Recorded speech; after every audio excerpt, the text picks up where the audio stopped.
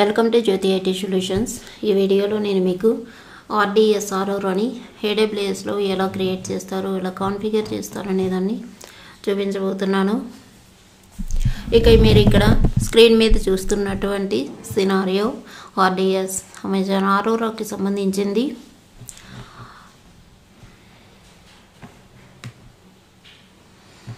చూడండి, ఇక్కడ heading create RDS Aurora database. ఇక నార్మల్గా అవుట్ సైడ్ వరల్డ్తో డేటాబేస్కి సంబంధం ఉండదు కాబట్టి మనం ఇక్కడ AWS యూజర్ వర్క్ చేయడం కోసం AWS యూజర్ని ఇచ్చినారు. యూజర్ వచ్చేసి ఇంటర్నెట్ గేట్వేతో కనెక్ట్ అవుతాడు. ఇక్కడ వర్చువల్ ప్రైవేట్ క్లౌడ్ ఉంది, అంటే VPC. ఇక్కడ కస్టమైజ్డ్ VPCని క్రియేట్ చేసి ఉన్నది. దానికోసం ఒక internet gateway, public route table internet గేట్వేతో కనెక్ట్ కావడం కోసం, అలాగే NACLs ఉన్నాయి. ఇంకా ఒక ఇన్స్టెన్స్ క్రియేట్ చేసి ఉన్నది, EC2 బేషన్ ఇన్స్టెన్స్. బేషన్ అంటే ఏం లేదు, నార్మల్ ఇన్స్టెన్సేను. ఇంకా దీనికోసం ఒక పబ్లిక్ యాక్సెసిబిలిటీ కోసం పబ్లిక్ సబ్నెట్ ఒకటి క్రియేట్ చేసుకోవాలి. అలాగే ఇన్స్టెన్స్ లెవెల్లో సెక్యూరిటీ గ్రూప్, సబ్నెట్ లెవెల్లో నెట్వర్క్ ACL పర్మిషన్స్ ఇవ్వాలి ఈ సినారియో కోసం. నెక్స్ట్ ఇంకొక ప్రైవేట్ రైట్ టేబుల్ క్రియేట్ చేసింది. ప్రైవేట్ రైట్ టేబుల్ వచ్చేసి ఇన్స్టెన్స్ తోటి కనెక్ట్ అవుతుంది. ఇన్స్టెన్స్ పబ్లిక్ రౌట్ టేబుల్తో కనెక్ట్ అవుతుంది. పబ్లిక్ రౌట్ టేబుల్ ద్వారా అవుట్ సైడ్ వెళ్ళి యూజర్ వర్క్ చేయగలరు. ఇంకా ఇక్కడ మనకి ఇంకొక NACL ఉంది. ఇది ప్రైవేట్ రౌట్ టేబుల్తో కనెక్ట్ కావడం కోసం ఇక్కడ ఏం చేస్తామంటే RDS హై అవైలబిలిటీ కోసం 2 ప్రైవేట్ సబ్నెట్స్ని క్రియేట్ చేసుకోవాలి. అలాగే ఈ ఇన్స్టెన్స్ కోసం ఒక సెక్యూరిటీ గ్రూప్ని కూడా క్రియేట్ చేసుకోవాలి. అంటే ఈ 2 security groups, subnets, data route tables, internet gateway, NACL permissions ఇవన్నీ కూడా మనం VPCలో చేస్తాము. ఇక ఇది సినారియో, అర్థమైంది అనుకుంటాను. ఈ సినారియో ప్రకారం మనం ఇక్కడ చూపించినటువంటి సర్వీసెస్ అన్ని క్రియేట్ చేసుకోవడం ఎలాగో ఈ వీడియోలో చూద్దాం. నేను ఇక్కడ AWS లాగిన్ అయ్యాను కన్సోల్లో. ఇక VPC సెలెక్ట్ చేసుకుంటాను. మనకు కావాల్సింది VPC. మీకు ఇక్కడ నాకు రీసెంట్లీ నేను యూస్ చేశాను కాబట్టి నాకు ఇక్కడ కనిపిస్తున్నాయి. లేకపోతే ఇక్కడ మనం టైప్ చేసినట్లయితే మనకి VPC కనబడుతుంది. VPCని సెలెక్ట్ చేసుకుంటాం. ఆల్రెడీ నేను కస్టమైజ్డ్ VPCని క్రియేట్ చేస్తున్నాను. ప్రీవియస్గా 4-5 వీడియోస్లో ఆల్రెడీ చాలా క్లియర్గా ఎక్స్ప్లెయిన్ చేశాను VPC కాన్సెప్ట్ గురించి. మీరు కావాలంటే అవి చూడండి. VPC గురించి మీరు VPC క్రియేట్ చేసుకోవాలనుకున్నప్పుడు ఇప్పుడు యువర్ VPCకి సెలెక్ట్ చేసుకున్నట్లయితే మనకి ఇక్కడ మై VPC అనే నేమ్తో నేను ఒక VPCని క్రియేట్ చేశాను. దానికి 10.0.0.0/16 CIDR బ్లాక్ ఉంది. ఇది వర్జీనియాలో నేను సెలెక్ట్ చేసుకున్నాను. ఇక్కడ సబ్నెట్స్లోకి వెళితే నేను 3 సబ్నెట్స్ని క్రియేట్ చేశాను. 1 public subnet, 1 private subnet, second private subnet, 3 సబ్నెట్స్ని క్రియేట్ చేశాను. అవి ఇంటర్నెట్ గేట్వే క్రియేట్ చేసి VPCకి అటాచ్ చేస్తున్నాను. అలాగే నెక్స్ట్ రౌట్ టేబుల్స్ క్రియేట్ చేసి public route table and private rate table subnet association చేశాను. ఈ అసోసియేషన్ ఎలా చేస్తామనేది మీరు ప్రీవియస్ వీడియోస్లో చూడొచ్చు. అక్కడ క్లియర్గా ఎక్స్ప్లెయిన్ చేస్తున్నాను. మళ్ళీ ఇక్కడ చేసినట్లయితే ఈ వీడియో లెంత్ ఎక్కువైపోతుంది. ఇప్పుడు సెక్యూరిటీ గ్రూప్ని క్రియేట్ చేస్తాను. ఇక్కడ నాకు ఎటువంటి సెక్యూరిటీ గ్రూప్స్ లేవు. VPC క్రియేట్ చేసినప్పుడు మనకు ఆటోమేటిక్గా ఒక డిఫాల్ట్ సెక్యూరిటీ గ్రూప్ క్రియేట్ అవుతుంది. మనం చూడొచ్చు ఇక్కడ VPC ID మ్యాచ్ అయ్యేటటువంటి డూప్లికేట్ స్టేషన్ తీసుకొని చూద్దాం. మనం ఇక్కడ మ్యాచ్ అయ్యేటటువంటి సెక్యూరిటీ గ్రూప్ ఏదనేది యువర్ VPCస్కి వెళ్ళి VPC ID ఇక్కడ చివరిలో చూస్తే C9B36 ఉంది. ఇంకా సెక్యూరిటీ గ్రూప్లో C9B36 ఈ VPC డిఫాల్ట్ అని, అంటే ఇక్కడ 2 ఉన్నాయి కాబట్టి మనం VPC IDతో చెక్ చేసుకోవాలి. ఇప్పుడు దీనికి ఇన్బౌండ్ రూల్స్ మనం చేంజ్ చేసుకోవాలి. ఎందుకంటే ఇది EC2 ఇన్స్టెన్స్ కోసం నేను యూజ్ చేయబోతున్నాను. అందుకని inbound rules, edit inbound rule. ఇక్కడ ఉండేటటువంటి ఆల్ ట్రాఫిక్ని డిలీట్ చేస్తాను. IPv4 IPv6తో నాకు కనెక్ట్ కావాల్సిన అవసరం లేదు.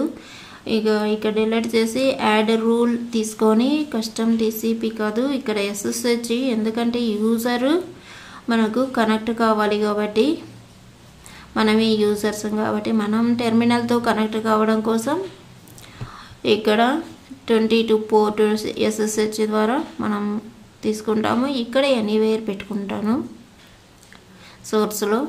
ఇక సేవ్ రూల్స్.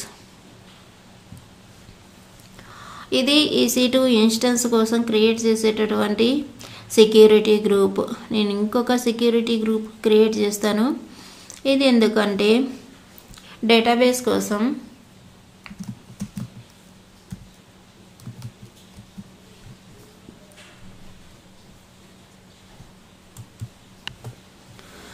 ఇక్కడ RDS డేటాబేస్ ఇచ్చాను. ఇక్కడ డిస్క్రిప్షన్లో మీరు ఏదైనా ఇవ్వండి. నేను డిస్క్రిప్షన్లో డేటాబేస్ అని సింపుల్గా ఇచ్చాను. ఇక్కడ VPCని మనం కరెక్ట్ VPCని సెలెక్ట్ చేసుకోవాలి. మై VPCని VPC సెలెక్ట్ చేసుకున్న తర్వాత స్క్రోల్ డౌన్ అయినట్లయితే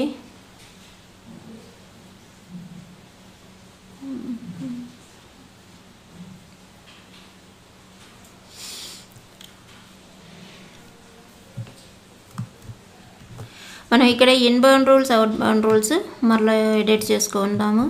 క్రియేట్ సెక్యూరిటీ గ్రూప్ సెలెక్ట్ చేసేసాను.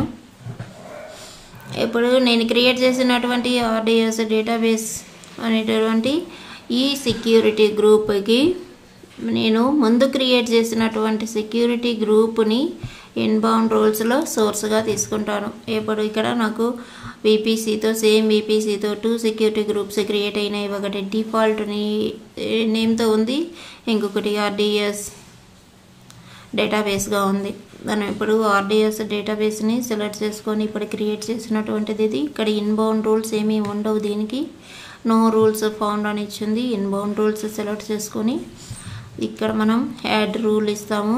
యాడ్ రూల్లో ఇక్కడ మనకు డేటాబేస్కి సంబంధించినటువంటి కొన్ని ప్రోటోకాల్స్ ఉంటాయి. ఆ ప్రోటోకాల్స్ని మనం సెలెక్ట్ చేసుకోవాలి. ఇక్కడ చూస్తున్నారు MySQL ఉంది, MySQL Aurora ఉంది. MySQL Aurora అంటే ఏం లేదు, ఇది అమెజాన్ ఓన్ డేటాబేస్, చాలా యూస్ఫుల్గా ఉంటుంది. ఇక RDP, Redshift, PostgreSQL ఇవన్నీ ఉన్నాయి. మనకు కావాల్సింది MySQL Aurora 3306. కస్టమ్లోకి వెళ్ళి ఇక్కడ ఎనీవేర్ మై అయిపోయింది. నేను కస్టమ్ని సెలెక్ట్ చేసుకుంటున్నాను. కస్టమ్లోకి వెళ్ళి మన సెక్యూరిటీ గ్రూప్ ముందు క్రియేట్ చేసినటువంటి సెక్యూరిటీ గ్రూప్తో సినారియోలో చూపించినట్టు కనెక్ట్ కావడం కోసం ఇక్కడ సెక్యూరిటీ గ్రూప్ డిఫాల్ట్ ఒకటి, RDS ఒకటి ఉంది. ఈ సెక్యూరిటీ గ్రూప్ని సెలెక్ట్ చేసుకుంటాను. CD16765 security group. ఇంకొకసారి చెక్ చేసుకుందాం. CD16765. ఇక్కడ CD16765 కరెక్ట్గా ఉంది. దీనిని ఇక్కడ నేను డిఫరెంట్ సెక్యూరిటీ గ్రూప్స్ని ఎలా క్రియేట్ చేయాలి, కస్టమ్, ఎనీవేర్, MyIP ఇలాంటివి అనేది ఒక్కొక్క సినారియోలో ఒక్కొక్క టైప్లో చూపించాను.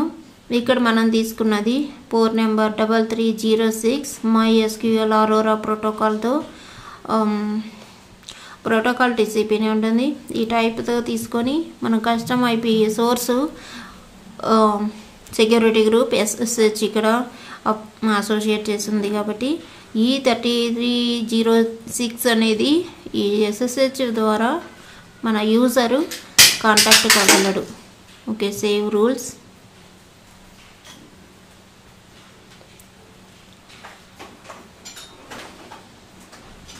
మనకు 2 సెక్యూరిటీ గ్రూప్స్ ఇప్పుడు కరెక్ట్గా కాన్ఫిగర్ అయిపోయినాయి.